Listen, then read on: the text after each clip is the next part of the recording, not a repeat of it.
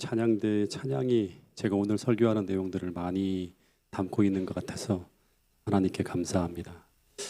네, 여러 가지로 아주 의미 있는 날인 것 같습니다. 성경학교 발표회도 있고 또 우리 여러 새로운 분들도 많이 또 뵙고 또 우리 재원이는 새로운 곳으로 떠나가는 또 준비를 하게 되는 어떤 그런 만감이 교차하는 시간인데 오늘 여러분들에게 어떤 말씀을 전해야 될까 고민했는데 계속 하고 있던 말씀 중에서 특별히 오늘과 이번 주와 하고 다음 주는 다음 주는 성만찬이 있거든요. 그 다음 주에 한 번 더 이 산상수훈 시리즈를 한 번 더 할 텐데 이 내용들은 어떻게 본다 그러면 좀 공부가 필요한 내용이에요. 그래서 여러분들이 돌아가셔서도 계속 좀 한번 생각해 보시면서 오늘 하나님께서 이 교회를 통해서 또 하고자 하시는 일이 무엇인지를 함께 공감하면서 연합해서 주의 마지막 사업을 감당할 수 있는 태능교회가 되었으면 좋겠습니다. 산상수훈 시리즈를 계속 공부하고 있는데 이 산상수훈은 사도들이 예수님의 말씀을 해석해서 전하는 게 아니었습니다. 바울의 편지라든가 베드로의 편지라든가 이런 그 글들을 보면 예수님이 말씀하신 것들을 사도들이 듣고 자신들이 해석해서 마치 오늘 저처럼 설교하는 것처럼 전하는 글들이 바울 서신이라든가 뭐 이런 글들이에요. 근데 산상수훈은 예수님이 직접적으로 말씀하시는 내용이에요.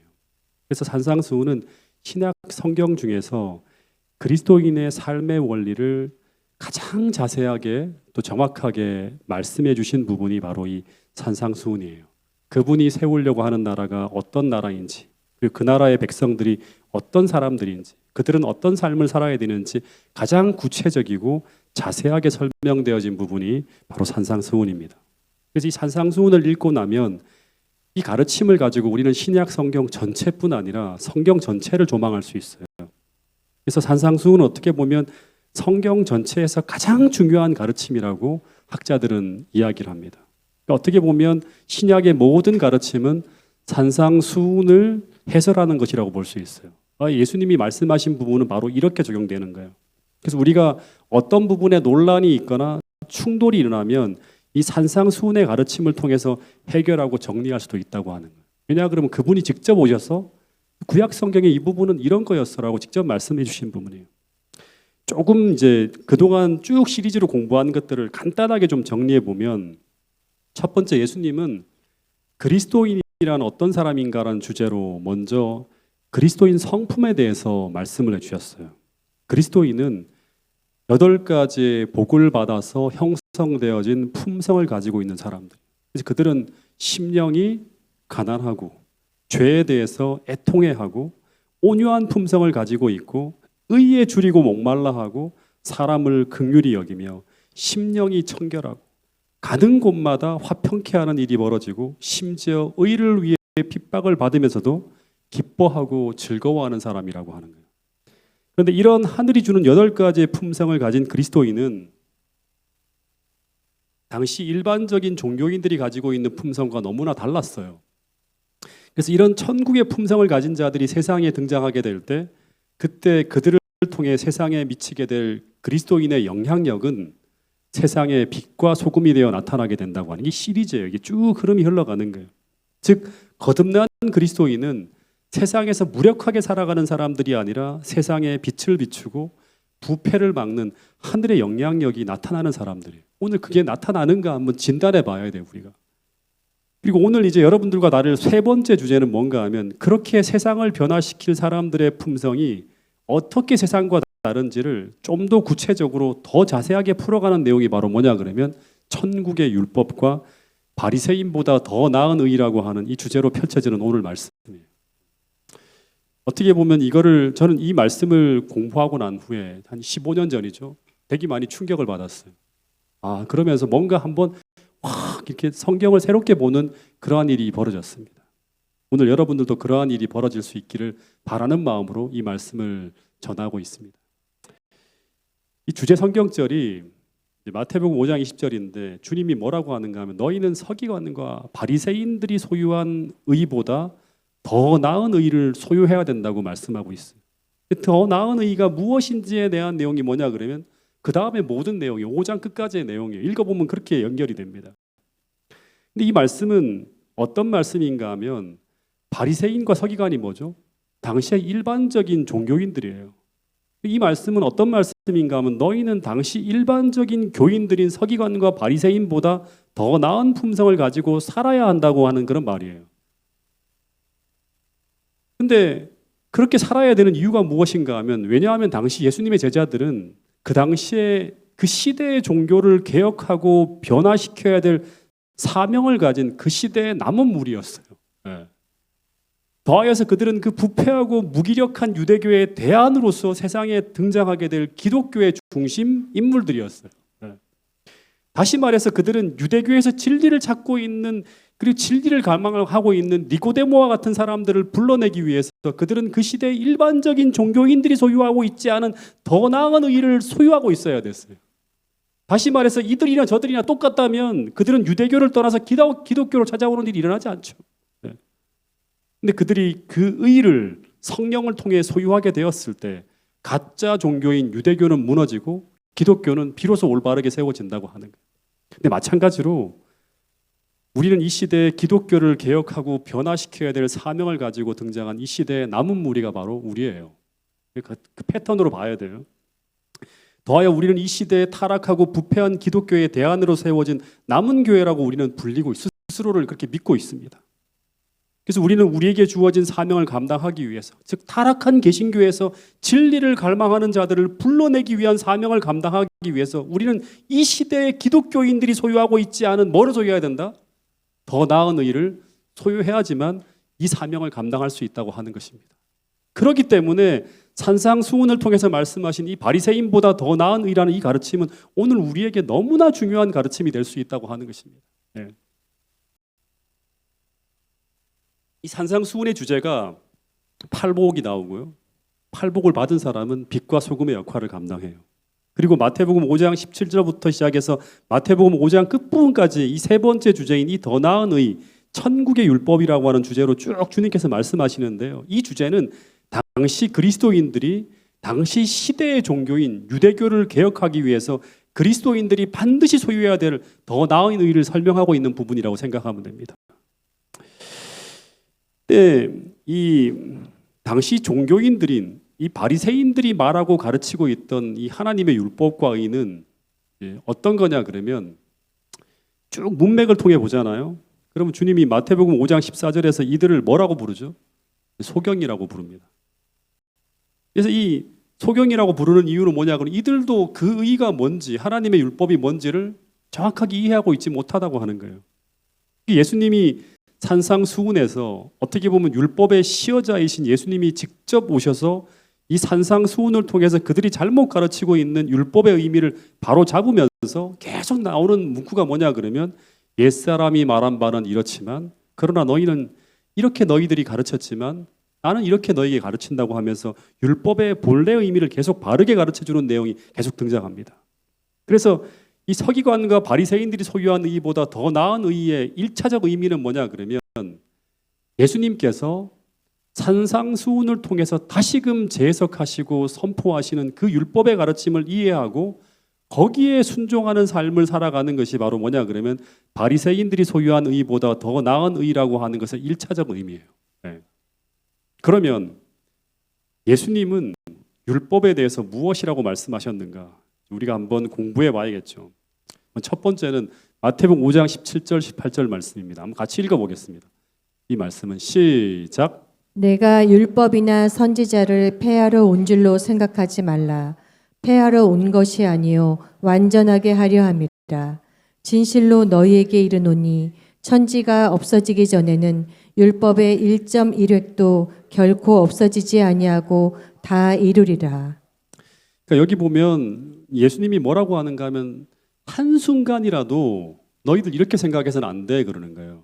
내가 율법이나 선지자를 폐하러 온 줄로 생각지 말라고 하면서 천국의 율법에 대한 말씀을 시작합니다. 근데 이 말씀을 하시는 것으로 보면 우리가 어떤 추측을 할 수 있는가 하면 당시 많은 사람들이 이런 오해를 하고 있었던 것 같아요. 예수님이 이 땅에 오셔서 가르치시고 행하신 일이 이 율법을 대충 지켜도 된다든가 혹은 예수님은 율법을 폐하기 위해 오셨다고 생각했던 사람들이 많은 것 같아요. 예수님이 뭐라고 하는가 하면 절대 그렇게 생각해서는 안 돼라고 하는 게 첫 번째 천국의 율법에 대한 말씀인데, 그러면서 예수님이 하나 더 하신 말씀이 뭐냐 그러면 이게 정말 중요한 말씀인데요. 내가 율법이나 선지자를 폐하러 온 것이 아니라 어떻게 하기 위해 왔다? 완전케 하기, 온전케 하기 위해 오셨다고 하는데, 온전케 하기 위해 오셨다는 이 말씀이 어떤 의미의 말씀인가 생각해 봐야겠죠. 이 단어의 원어적 의미는 뭐냐 그러면 플로레라고 하는 단어를 사용했는데, 영어로는 풀필하는 거예요. 채우다는 의미예요. 채우다는 의미. 즉 이 의미는 그 본래 율법에 담아주신 그 율법의 정신과 의미를 이스라엘 백성들이 잃어버린 거예요. 예수님께서 다시 채워주시려고 이 땅에 오셨다고 하는 거예요. 다시 그 의미를 담아주기 위해서, 그 정신을 담아주기 위해서. 저는 아마 여기 계신 분들 중에서도 아마 제가 이 노트북을 최초로 사용한 사람이 아닐까 하는 생각이 듭니다. 큰형님이 1990년대 초반에, 이 형님은 새 거라 그러면 다 사시는 분이었어요. 당시 386이라고 하는 286 이런 노트북, 이런 컴퓨터가 나오던 시기에 386이라고 하는 기종의 컴퓨터를 담은 그 탑재한 노트북이 처음 나왔어요. 당시 금액으로 얼마였는가 하면 250만 원이었습니다. 1990년대 초반에 250만 원이라고 하면 당시 제 등록금이 105만 원이었거든요. 그러니까 엄청나게 비싼 컴퓨터였어요. 이거를 형님이 쭉 사서 쓰시다가 갑자기 이제는 지겨우셨는지 아니면 별로 의미가 없어서 그런지 저한테 딱 주셨어요. 대학 다니면서 이거 가지고 공부하라고. 저는 제 친구 중에 최초로, 엄청나게 무겁거든요. 이 노트북 가방에 담아서 학교 갈 때마다 애들한테 뻐기는 거예요. 야, 나 이거 들고 다닌다 하면서. 근데 그 노트북이 굉장히 두껍고 크고 무거웠습니다. 근데 제가 기계치라서 이거를 활용할 줄을 모르고 이 노트북을 가지고 다른 아무 기능도 사용하지 않고 오직 뭐만 했는가, 문서 편집 기능, 타자 기능만 계속 하면서 이렇게 레포트 작성용으로만 썼어요. 근데 검색 기능이 이제 느렸지만 이제 메일 같은 정도로 이렇게 제가 보는 정도 했지 그 이상의 것은 하나도 하지 못했어요.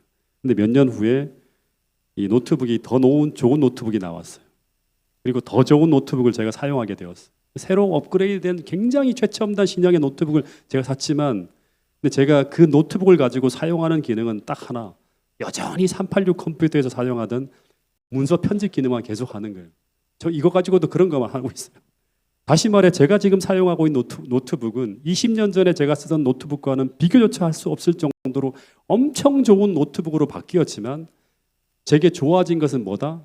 단지 노트북이 더 소형화되어졌다고 하는, 굉장히 컸는데 쪼매졌어요. 그리고 훨씬 더 가벼워졌다는 것, 그리고 디자인이 훨씬 더 아름다워졌다는 것, 그리고 화면이 조금 더 깨끗해졌다는 것, 그 정도의 어떤 변화예요. 즉 외형의 변화이지 이 노트북의 기능이 엄청 좋아졌다고 하는 걸 저는 지금도 그렇게 크게 느끼지 못하고 있다고 하는 것입니다. 그러나 제가 쓰고 있는 지금 이 노트북은 20년 전에 386 기능에서 수도 없이 진화하면서 엄청난 변화를 이루어 왔습니다. 근데 그 변화는 겉이 아니라 뭐다? 알맹이의 변화였어요. 다시 말해 노트북이 비싸지고 좋아진 것은 겉이 아니라 속의 변화라고 하는 것입니다. 그러나 저는 알맹이는 전혀 활용하지 못하고 그냥 예전에 하던 대로 아주 피상적인 기능만 제가 사용하고 있다고 하는 것입니다. 저 같은 사람에게는 아무리 좋은 노트북이 주어져도, 다시 말해서 그 가치가 아무리 위대하고 훌륭해도 저 같은 사람의 손에 주어진 이 노트북은 과거 386짜리 노트북 정도의 가치밖에 활용되어지지 못하고 있다고 하는 것입니다. 왜냐하면 저는 컴퓨터의 기능에 특별한 관심을 갖고 있지 않는 사람이고, 그래서 그 기능에 대해서 연구하지 않기 때문이라고 하는 것입니다. 마찬가지로 구약시대 하나님은 진짜 위대한 하늘의 보화를 율법 속에 딱 담아서 이스라엘 백성들에게 주셨습니다. 근데 이스라엘 백성들에게 주어진 그 율법이 그 주신 그 기능 그대로 활용되어지지 못하면서 어떤 일이 벌어지고 있었는가 하면, 시간이 흐르면서 그 율법 속에 담겨져야 될 알맹이는 다 사라지고 율법의 겉모양만, 다시 말해 율법의 조문만 남아있게 되었다고 하는 것입니다. 그래서 예수님이 그 비어져 있는 율법의 껍질 속에, 조문 속에 무엇을 채우기 위해서? 알맹이를 다시 채우시기 위해서 이 땅에 오셨다고 하는 것입니다. 그러면 중요한 것은 이 바리새인보다 더 나은 의를 소유하기 위해서 당시 바리새인들이 잃어버린 율법 속에 담겨져야 될 그 알맹이가 무엇인가를 우리는 찾아봐야겠죠. 더해서 율법을 온전케 하기 위해 계명 속에 담겨져야 될 그 의미가 무엇일까 하는 것을 반드시 산상수훈의 교훈을 통해서 확인해야지만 우리는 바리새인보다 더 나은 의를 소유할 수 있다고 하는 것입니다. 그러면 이제 한번 그 다음 부분을 좀 공부를 해야 되는데, 예수님이 이 부분을 설명하기 위해서 예로 든 것이 두 가지의 계명입니다. 그 다음에 쭉 부분 나와요. 첫 번째 하나는 뭐냐 그러면 살인하지 말라고 하는 계명과 또 하나는 간음하지 말라고 하는 10계명 중에 딱 두 가지의 계명을 예로 들면서 이 더 나은 의를 설명하고 있어요. 근데 마태복음 5장 21절부터 24절의 본문을 보면 이제 이런 말이 나옵니다. 옛사람에게 말한 바 살인하지 말라, 누구든지 살인하면 심판을 받게 되리라 하였다는 것을 너희가 들었으나 그러나 나는 너희에게 이르노니 하면서 어떤 얘기를 하는가 하면 이 조문의 의미를 채워서 이렇게 설명한다고 하는 거예요. 빠진 부분을. 뭐라고 하는가 하면 형제에게 노하는 자마다 심판을 받게 되고 형제에게 라가라 하는 자는 공회에 잡혀가게 되고 미련한 놈이라고 하는 자는 지옥불에 들어가게 된다고 말씀하셨어요. 근데 이 말씀의 핵심은 뭐냐 그러면 마음이에요. 마음. 쭉 얘기하시는 게. 그 다음 이야기도 보면 어떤 얘기가 나오는가 하면 마음으로 누구와 불편한 관계에 있는 사람들이라고 하면 예물을 드리려 하다가도 형제와 화목하라고 말씀하셨는데 이 말씀은 뭐냐 그러면 형제를 미워하는 마음이 사라지게 하라고 하는 거죠. 예. 그러니까 이 말씀은 무엇을 말하고 있는가 하면 10계명은 오늘 우리의 행위만이 아니라 우리가 많이 듣지만 행위의 동기까지 그 마음까지 비추고 있다고 하는 이 말씀을 하고 있는 거예요. 그 다음의 이야기도 어떤 얘기가 나오는가 하면 너희가 간음하지 말라는 것을 너희가 들었으나 그러나 예수님은 음욕을 품고 여자를 보는 자마다 이미 무엇으로 간음했다? 마음으로 간음했다고 말씀하고 있습니다. 다시 말해 마음으로 죄를 지어도 행동으로 살인하고 행동으로 간음하는 것과 같은 것이라고 말하고 있는 거예요. 이 말씀을 통해 보면 그리스도인은 어떤 사람인가? 이 핵심이죠. 천국의 율법을 통해서 계속 말씀하시는 게 뭐예요? 그리스도인은 어떤 사람인가 하면 행동의 변화를 입은 사람이 아니라 뭐의 변화를 받은 사람이다? 마음의 변화를 받은 사람이라고 하는 거예요. 그러면 바리새인은 어떤 사람인가? 서기관들은 어떤 사람이었는가? 당시 시대의 종교인들은 어떤 사람이었는가 하면 마음의 변화를 받지 못한 사람이에요. 즉 바리새인은 오늘 우리식으로 말하면 거듭나지 못한 종교인이었어요. 이게 바리새인의 가장 큰 문제였다고 하는 것입니다. 여러분 오늘 여러분은 마음의 변화를 받은 사람들입니까? 한번 스스로 물어봐야 돼요. 나는 진짜 말 그대로 이 정신과 생각을 가지고 오늘 하나님의 율법을 지키고 있는가 하는 거예요. 그리스도인들 중에 상당히 많은 분들이 이 바리새주의적이라고 하는 말을 사용하면서 그들을 비난합니다. 근데 우리가 하나 착각하는 것이 있는데 그것이 무엇인가 하면 우리는 단지 율법을 열심히 지키려고 하는 사람, 예를 들어서 안식일을 철저하고 성실하게 준수하려고 하는 사람을 율법주의적인 사람이라고 비판하는 사람들이 꽤 많아요. 근데 예수님이 말씀하신 가르침을 보면 바리새인들의 이런 신앙적 철저함에 대해서는 전혀 비판하지 않았다고 하는 걸 우리는 주목해야 돼요. 오히려 바리새인들이 율법의 조문에 따라 철저하고 성실하게 살려고 했던 그 헌신을 예수님은 오히려 인정합니다. 이게 바로 마태복음 23장 23절에 나와 있는 말씀이에요. 이 말씀을 같이 한번 읽어보겠습니다. 시작. 화 있을진저 외식하는 서기관들과 바리새인들이여 너희가 박하와 회향과 근처의 11조는 들이되 율법에 더 중한 바 정의와 긍휼과 믿음은 버렸도다. 그러나 이것도 행하고 저것도 버리지 말아야 할지니라. 이것도 행하고 저것도 버리지 말아야 된다고 하는 거예요. 이 두 가지를 다 붙잡아야 된다고 하는 거예요. 그래서 바리새인들의 가장 큰 문제는 뭐냐 그러면 계속 반복하지만 변하지 않은 품성과 성화되지 않은 마음이었어요. 다시 말해서 노트북의 겉모양은 성경의 지식은 계속 386에서 486, 586으로 계속 업그레이드되고 가고 있는데 그 지식은 엄청난 기능을 갖춘 컴퓨터처럼 겉모양은 엄청나게 변화해 가는데 내 컴퓨터의 본질인 그 속의 CPU, 소프트웨어는 하나도 변하지 않은 모습이 바로 바리새인들의 모습이었다고 하는 것입니다. 예수님이 말씀하신 바리새인보다 더 나은 의인은 다시 말해서 율법을 온전케 하기 위해 필요한 것, 그 껍질 속에 반드시 담겨져야 될 핵심인 이 컨텐츠인 행함의 동기가 되는 그 마음의 변화를 그리스도인들이 반드시 갖지 못하면 우리도 어떻게 될 수 있다? 바리새인처럼 살아갈 수 있다고 하는 것입니다. 여러분, 오늘도 하늘로부터 오는 변화된 마음을 우리가 받지 못하고 살아가고 있다면 우리는 참 그리스도인으로서 하나님의 율법을 지킬 수 없다고 하는 것을 우리 모두가 기억할 수 있게 되기를 간절히 바라겠습니다. 제가 이 바리새인들을 조금 연구하면서 이제 어떤 내용의 말씀들을 좀 받는가 하면, 이 바리새인들은 메시아의 초림을 기다리면서 그날을 준비하던 사람들이에요. 그러니까 정말 그 시대에 보면 오늘 우리와 유사한 게 너무나 많아요. 이 사람들은 정말 훌륭한 초림 성도였어요. 그 시대에 존경받는 신앙인들이었어요. 이 바리새인들을 비판한 사람은요, 예수님이나 침례 요한 정도가 비판했지 대다수의 백성들은 이들을 존경했어요.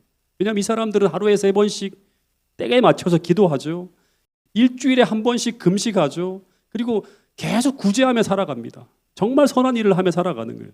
그래서 그들은 예수님의 초림을 준비하면서 오늘 우리처럼 하나님의 계명을 철저히 지키며 살아가려고 했던 사람들이었다고 하는 것입니다.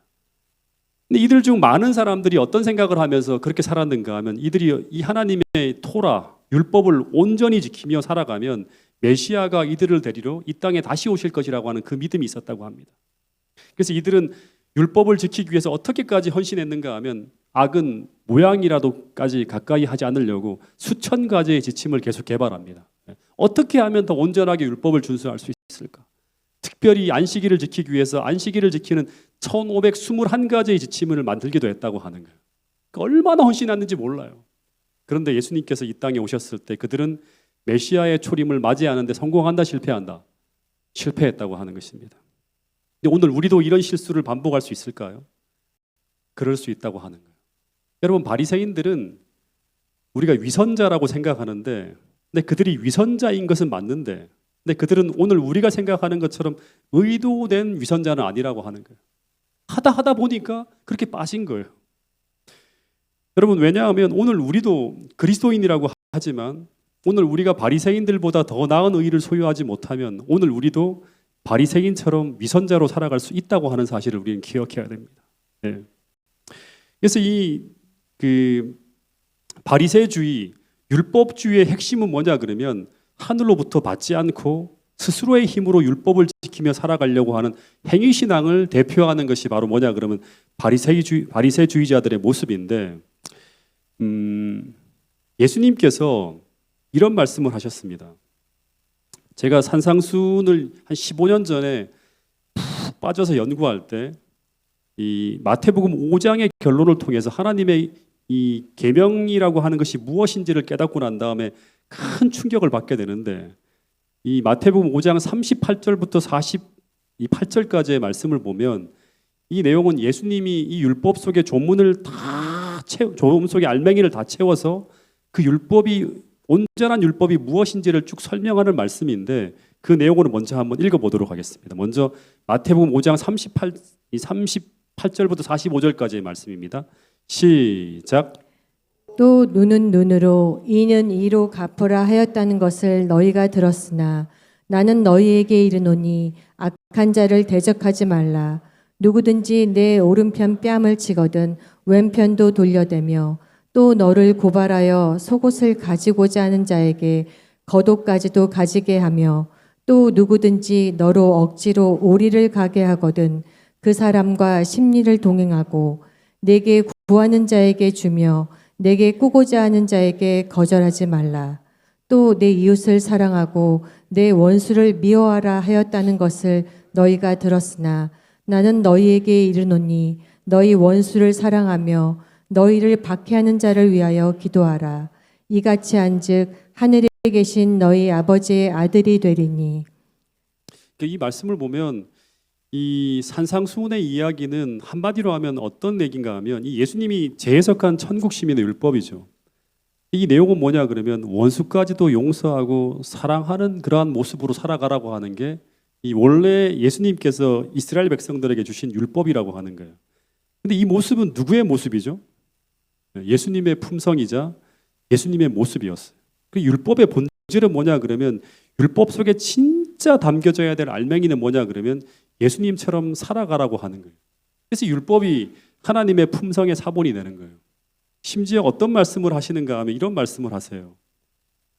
너희가 너희를 사랑하는 자를 사랑하면 무슨 상이 있으리요? 세리도 이같이 아니하느냐? 또 너희가 너희 형제만을 무난하면 남보다 더하는 것이 무엇이냐? 이방인들도 이렇게 한다고 하는 거예요. 그러니까 이렇게 살아가는 것, 다시 말하면 그 사랑하는 자만 사랑한다고 하면 이렇게 하는 것은 예수님이 없어도 하나님이 주시는 의를 받지 않아도 이만큼은 다 할 수 있다고 하는 거예요. 내가 좋아하는 사람만 좋아하고 사랑하는 것은 깡패나 이방인들도 다 할 수 있는 거예요. 그런데 너희들이 진짜 천국 백성이 되고자 한다면 어떻게 하라? 너희는 하나님의 온전하심처럼 너희도 온전하라고 하는 거예요. 이 결론이 바로 뭐냐 그러면 산상수훈을 통해 선포한 하나님의 율법의 결론입니다. 이 율법이 하나님과 이스라엘 백성들이 언약한 원래 율법의 내용이라고 하는 거예요. 조문 속에 다 채워서 예수님께서 말씀하신 율법의 결론이라고 하는 거예요.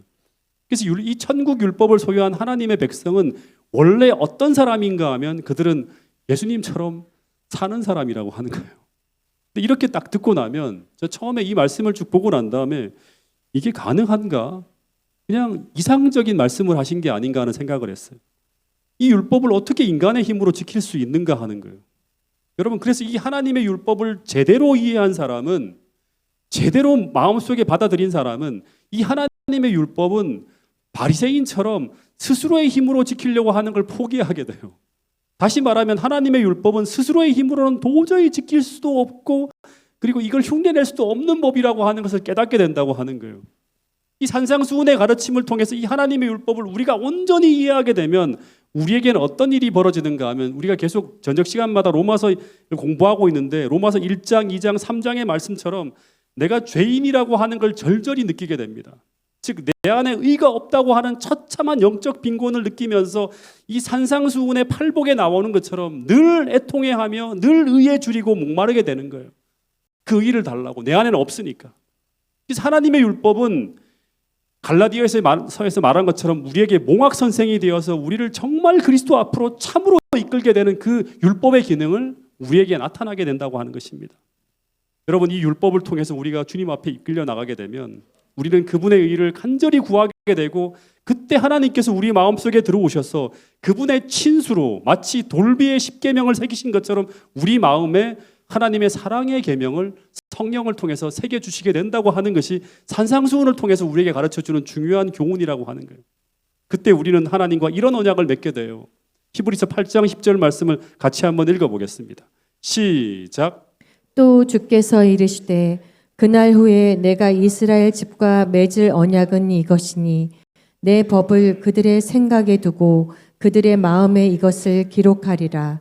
나는 그들에게 하나님이 되고 그들은 내게 백성이 되리라. 또 주께서 이르시되 그날 이후에라고 하는 말이 있어요. 이것은 뭐냐 그러면 이 산상수훈의 가르침을 마음으로 받아들이고 진짜 내가 의가 필요한 사람이라고 하는 걸 절절히 느끼면서 하나님 앞으로 나가서 하나님께 구하게 될 때 하나님은 어떻게 하신다? 우리와 언약을 맺는데 어떻게 하시는가 하면 내 법을 돌비애가 아니라 그들의 생각에 그들의 마음속에 어떻게 하신다? 이 산상수훈의 하나님의 율법을 기록해 주신다고 하는 거예요. 그래서 우리가 원수를 사랑하게 되고 사랑할 수 없는 사람을 사랑하게 되는 그런 놀라운 사랑의 사람으로 바뀔 때 나는 그들에게 하나님이 되고 그들은 내게 백성이 되리라 하는 것입니다. 여러분, 그래서 우리는 교회만 다녀서는 안 되고요. 이 교회에서 하나님 말씀을 통해서 하나님을 제대로 만나야 됩니다. 하나님을 만나야 하고 그래야지만 우리는 위선적으로가 아니라 진심으로 하나님의 마음을 담아서 천국의 율법을 지킬 수 있는 사람으로 거듭나게 된다고 하는 것입니다. 그러기 위해서 우리는 우리 자신의 영적 실체를 비추어주는 이 거울과 같은 역할을 하는 하나님의 율법을 우리 마음에 두고 우리 자신을 투영해 볼 수 있어야 한다고 하는 것입니다. 내가 얼마나 주님이 필요한지, 내가 얼마나 하나님의 의가 필요한 존재인지 그 심령의 가난함과 의에 줄이고 목마른 마음이 우리 심령으로부터 타올라와야지만 비로소 우리는 애통해하는 참된 회개를 통해서 우리 안에 예수님이 모셔지는 놀라운 축복을 경험하게 되는 것입니다. 그렇게 하나님을 만나야지만 우리는 이런 하나님의 계명을 지키기 위해서 성령을 구하게 되고 애통하게 되고 간절한 마음으로 하나님 앞에 나가는 그런 천국 백성으로 거듭날 수 있다고 하는 것입니다. 여러분, 제가 이 말씀을 보면서요, 계시록 12장 17절에 마지막 시대에 여자의 남은 자손이 나오는데 이게 다시 보이는 거예요. 계시록 12장 17절에 보면 하나님의 계명을 지키는 자들이 바로 여자의 남은 자손이라고 하고, 계시록 14장 12절에도 보면 마지막 시대 성도들은 하나님의 계명을 지키는 자들이라고 합니다. 근데 이들은 산상수훈을 통해서 보면 절대 바리새인처럼 계명을 지키는 자들이 아니에요. 이들은 천국의 율법을 가슴에 품은 자들이에요. 이 천국의 율법을 품은 성도들은 세상에 어떤 역할을 하게 되는가 하면, 이들이 등장하게 되면요, 온 세상이 환하게 바뀐대요. 여러분, 사도행전을 보면 이런 사람들이 어떻게 했는지를 이제 보게 되는데, 이 사도행전에 등장하는 하나님 백성들은 모두 천국의 율법을 가슴에 품은 사람들이었죠. 이들은 하나님의 계명을 지키는 사람들이었는데, 근데 이들은 어떤 모습으로 세상을 살게 되는가 하면, 그 대표적 인물이 사도행전 7장에 보면 누가 나오죠? 스데반이 나옵니다. 근데 이 사람은 산상수훈의 가르침인 원수를 사랑하라고 하는 이 천국의 율법이 마음에 기록되어져 있는 사람이었습니다. 근데 이 사람이 진짜 원수를 위해 자신의 생명을 바치는 그런 일이 벌어질 때, 그때 이 하나님의 품성이 이 스데반이라고 하는 사람의 선한 행실을 통해서 온 세상에 쫙 비추게 될 때, 온 세상 사람들이 이 사람을 바라보며 하나님께 영광을 돌리는 일이 벌어집니다. 이 어두운 세상에 종교라고 하는 것이 하나의 관념이지 실체가 없는 것처럼 보이는 그런 조모만 가지고 있는 그런 백성들이 아니라, 진짜 천국의 율법을 가슴에 담은 사람들이 세상에 나타나게 될 때 어떤 일이 벌어지는가 하면, 나라들과 수많은 왕들과 세상 수많은 사람들이 그 빛을 보고 나온다고 하는 거예요. 이 천한 행실을 보고 하나님께 영광을 돌리게 되는 일이 벌어진다고 하는 거죠. 그래서 이 스데반의 죽음을 통해서 사도 바울을 비롯한 수많은 사람들이 하나님께로 돌아오는 역사가 펼쳐지는 것입니다. 여러분, 그래서 더 나은 의, 천국의 율법을 그 마음에 품은 이런 사람들이 나타날 때, 그때 비로소 우리는 무너진 데를 수보하는 자들이 되어서 역대 파괴된 기초를 다시금 세우는 일을 감당하는 이사야 58장의 역사를 써내려가는 그런 사람들이 될 수 있다고 하는 것입니다. 여러분, 그래서 예수님은 산상수훈에서 말씀하시는 그 온전케 된 계명은, 그 10계명은 바로 이것이라고, 그 10계명을 한마디로 요약하면 이것이라고 말씀해주고 있습니다. 같이 한번 읽어보겠습니다. 요한복음 13장 34절 35절 말씀입니다. 시작. 새 계명을 너희에게 주노니 서로 사랑하라. 내가 너희를 사랑한 것 같이 너희도 서로 사랑하라. 너희가 서로 사랑하면 이로써 모든 사람이 너희가 내 제자인 줄 알리라. 새 계명을 주노리 하는 것은 계명을 새롭게 해석해서 준다고 하는 거죠. 서로 사랑하라. 그 다음 말이 진짜 중요해요. 어떻게 사랑하라? 내가 너희를 사랑한 것 같이 너희도 서로 사랑하라. 이 말씀은 무슨 말이에요? 주님처럼 살라고 하는 거예요. 산상수훈의 말씀을 다시금 간단하게 말씀하시는 거예요. 이것을 위해서 너희 안에 없는 것을 받아야 된다고 하는 말씀이에요. 너희가 할 수 없는 것을 너희 안에서 내가 행하도록 그렇게 나를 너희 안에 모시라고 하는 거예요. 이런 일이 가능하면, 즉 우리가 서로 사랑하면, 주님께서 사랑하신 것처럼 서로 사랑하면 이로써 모든 사람이 너희가 누구인 줄 안다? 내 제자인 줄 알리라. 이런 역사가 펼쳐진다고 하는 거예요. 여러분, 이런 일이 태능교회에서 꼭 벌어질 수 있게 되기를 간절히 바라겠습니다. 이런 결심을 하고 이 천국 율법을 가슴에 담기 위해서 오늘 내가 얼마나 많이 기도하고 또 하나님의 말씀 속에서 내 자신을 굴복해야 되는지를 깊이 생각하고, 이 말씀 앞에 우리 모두가 헌신할 수 있는 태능교회 모든 성도들이 될 수 있기를 간절히 바라겠습니다. 오래전에 목회실 회의 때 제가 이런 말을 한 적이 있습니다. 부목사님들에게 이제 좀 이야기를 했는데, 제가 고민하고 있는 부분을 이야기했는데, 우리가 예수님 사랑에 대해서 너무나 쉽게 말하고 너무나 쉽게 그 사랑을 전하는데, 정말 우리 부목사님들은 예수님이 얼마나 여러분들을 사랑하셨는지를 느끼고 있고 알고 있나요? 라고 하는 질문을 한 적이 있습니다. 그 사랑을 정말 체험하고 싶은데 어떻게 체험할 수 있을까? 이런 질문을 한 적이 있습니다. 그걸 느끼고 막 절절하게 한번 설교하고 사람들에게 이야기하고 말해주고 싶은 그런 간절함이 있은 적이 있었어요. 근데 그 답을 저는 오래전에 이미 산상수훈의 가르침을 통해 깨달았습니다. 이게 뭔가 하면, 그 답은 뭐냐 그러면, 우리가 주님처럼 사랑하려고 할 때예요. 내가 사랑할 수 없는 사람을 사랑하고, 주님처럼 도저히 사랑의 실천이 불가능한 사람을 상대로 우리가 사랑을 실천하라고 하는 그 요구를 받을 때, 그때 비로소 우리는 주님이 나를 위해 어떤 희생과 어떤 대가를 지불하고 나를 사랑하셨는지를 깨닫게 된다고 하는 걸 저는 희미하게나마 깨닫게 되었습니다. 제가 전임지에 있을 때 어떤 한 분이 제게 이런 말씀을 하셨어요. 목사님 도저히 이제는 더 이상 그분을 사랑할 수도 없고 더 이상은 참을 수 없겠다는 말을 하면서 목사님 이제는 제가 하고 싶은 대로 하려고 한다는 말씀을 하셨을 때 제가 그분에게 그래도 또다시 한 번 더 가서 잘못한 것이 없다고 느끼지만 한 번 더 자신을 낮추면서 그분과 대화해 보라고 얘기했어요. 그리고 그분을 한번 사랑해 보라고 말씀을 드렸어요. 그리고 힘들 때마다 주님의 십자가의 희생을 생각하며 그렇게 한번 해보시라고. 그러면 한 번 더가 아니라 몇 번이라도 더 갈 수 있는 힘을 얻을 수 있을 것이라고 제가 말씀을 드린 적이 있습니다. 근데 그 후에 오랜 시간이 지나고 난 다음에 그분이 나중에 제게 이런 말을 하더라고요.